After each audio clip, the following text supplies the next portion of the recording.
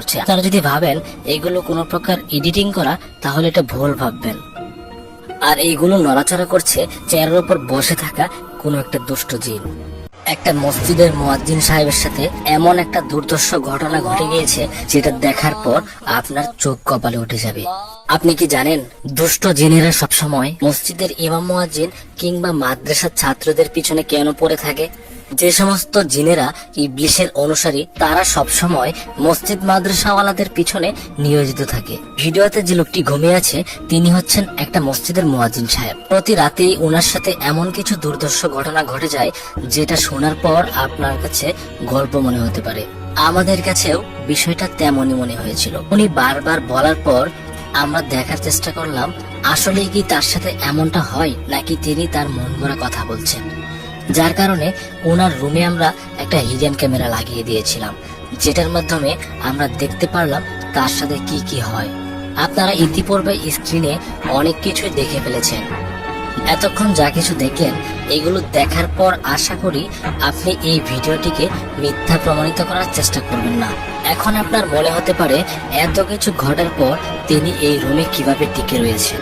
আসলে ওনার সাথে প্রতি রাতেই এমনটা ঘটে থাকে, যার কারণে তার মধ্যে আর এসবের কোনো ভয় কাজ করে না। আসলে ওনাকে এমন একটা জায়গায় থাকতে দেওয়া হয়েছে, যে ঘরটি একটা গোরস্থানের পাশে অবস্থিত, যেখানে তিনি ছাড়া অন্য কোনো মানুষ বসবাস করেন না। ফলে তাকে এগুলো সহ্য করে এখানে টিকে থাকতে হচ্ছে। আমাদের সমাজে যাদের জায়গা সবার উপরে, আর সেখানে কিনা তাদেরকে এমন একটা জায়গায় থাকতে দেওয়া হয় যেখানে কোনো মানুষ বসবাস করার উপযুক্তই না। আপনারা অবশ্যই ভিডিওটি বেশি বেশি শেয়ার করবেন, শুধুমাত্র এই কারণে যেন আমাদের মসজিদের ইমাম মুয়াজ্জিন সাহেবরা ভালো একটা থাকার জায়গা পান। এখানে যে খালি চেয়ারটি রয়েছে, সেটাতে কিন্তু কোনো একটা অদৃশ্য শক্তি বসে রয়েছে। এটা কিন্তু আমরা খালি চোখে দেখতে পাচ্ছি না, এমনকি ক্যামেরাতেও এগুলো রেকর্ড হয় না, শুধুমাত্র অনুভব করা যায়। তিনি কিন্তু তখন ঘুমিয়েছিলেন। চেয়ারের নড়াচড়ায় তার ঘুম ভেঙে গেলে তিনি কিন্তু দেখার চেষ্টা করছেন এখানে আসলে কি হচ্ছে। তিনি দেখার পর কিন্তু চেয়ারটি অটোমেটিক্যালি স্টপ হয়ে যাচ্ছে। যখনই তিনি ঘুমিয়ে গেলেন, তখন কিন্তু আবারও চেয়ারটি নড়াচড়া করছে। অন্যদিকে টেবিলের উপর একটি মগ রাখা রয়েছে, সেটাও কিন্তু অল্প অল্প নড়াচড়া করছে। আপনারা যদি ভাবেন এগুলো কোনো প্রকার এডিটিং করা, তাহলে এটা ভুল ভাববেন। আর এইগুলো নড়াচড়া করছে চেয়ারের উপর বসে থাকা কোনো একটা দুষ্ট জিন। আমার এমনটাই মনে হচ্ছে। আপনার কি মনে হচ্ছে আপনি অবশ্যই সেটা কমেন্ট বক্সে লিখে যাবেন। চেয়ারটা কিন্তু আবারও নিচে পড়ে গিয়েছে। আমরা মুয়াজ্জিন সাহেবের সাথে কথা বলে জানতে পেরেছি তিনাকে প্রতি রাতেই এমন বিরক্ত করা হয়। আসলে এই বিরক্ত করার কারণটা কি?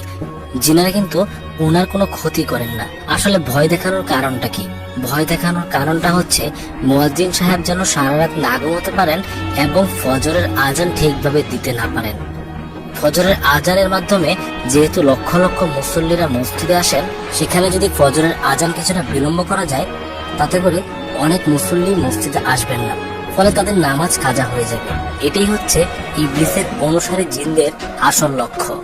এই পর্যায়ে আপনারা ভালো করে ভিডিওটি লক্ষ্য করুন। দেখুন চেয়ারটি কিন্তু আবারও পড়ে গিয়েছে। এবার ওনার সাথে এমন কিছু ঘটে যাবে, যেটা দেখার পর আপনি কোনোভাবেই বিশ্বাস করতে পারবেন না এমনটাও কোনো মসজিদের মুয়াজ্জিন সাহেবের সাথে হয়। যখনই তিনি চেয়ার উঠাতে গেলেন, তখনই তার টেবিলে থাকা সমস্ত জিনিসপত্র নিচে পড়ে যাচ্ছে। এমনকি তার বিছানাটিকেও কেউ একজন শূন্যে তুলে আছাড় মারার চেষ্টা করছে। আপনারা এই বিষয়টি স্ক্রিনে দেখতে পাচ্ছেন। আসলে এই বিষয়গুলো এক্সপ্লেন করে বলা সম্ভব না। আপনারা দেখতে থাকুন কি হয় ওনার সাথে।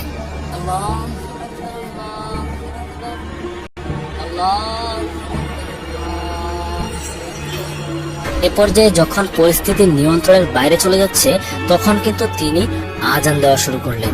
আসলে আজান শুনে সমস্ত দুষ্ট জিনেরা এবং ইবলিসের অনুসারীরা ভয়ে পালাতে থাকে।